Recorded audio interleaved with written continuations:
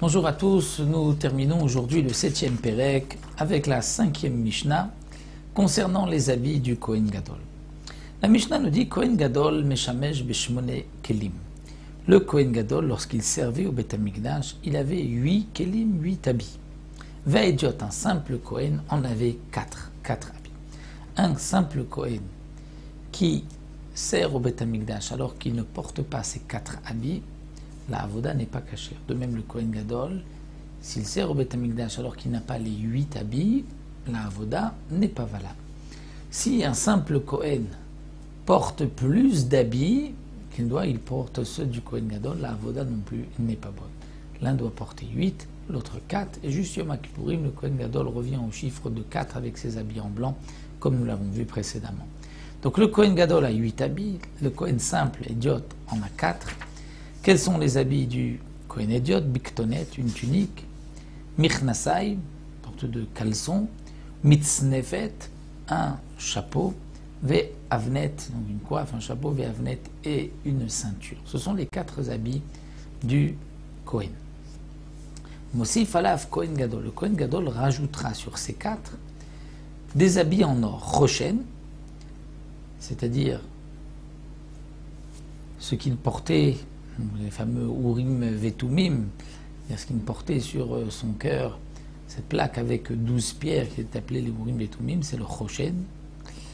Ve'ephod, l'ephod, une sorte de tablier que le Kohen Gadol portait, où il y avait 2 pierres précieuses sur les épaules, mais c'était comme un habit, une tunique qui était bleue, où il y avait à la fin, en bas, des pahamon verimon, une petite clochette avec une grenade, pas une véritable grenade, mais avec les fils, on faisait comme une grenade, vatzitz, et cette plaque que le Kohen Gadol portait sur son front.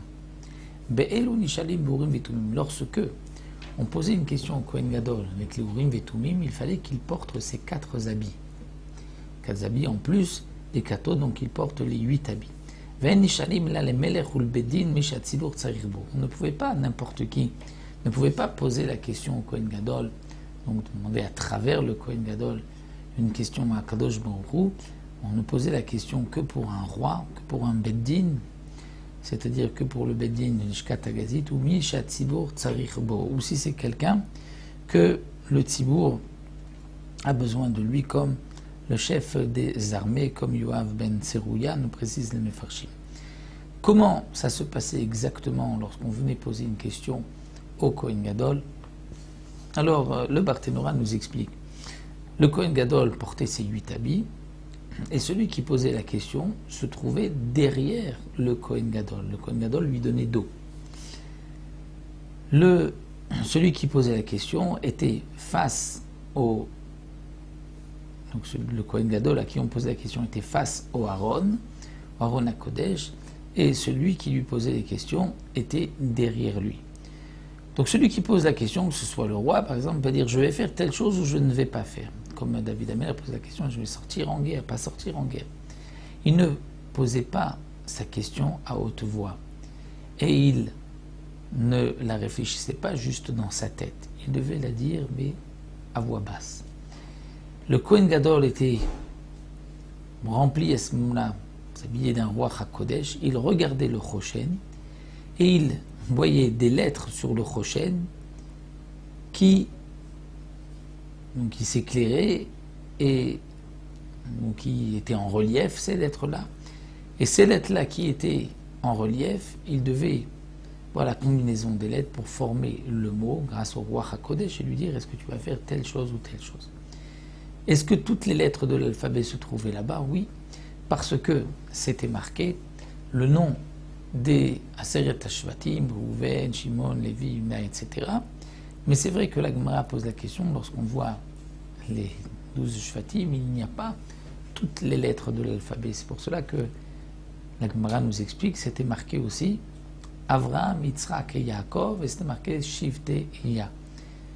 Donc de cette manière, le Kohen Gadol avait toutes les lettres qui pouvaient donc être en relief et il devait faire cette combinaison. Raison pour savoir quel est le mot exact.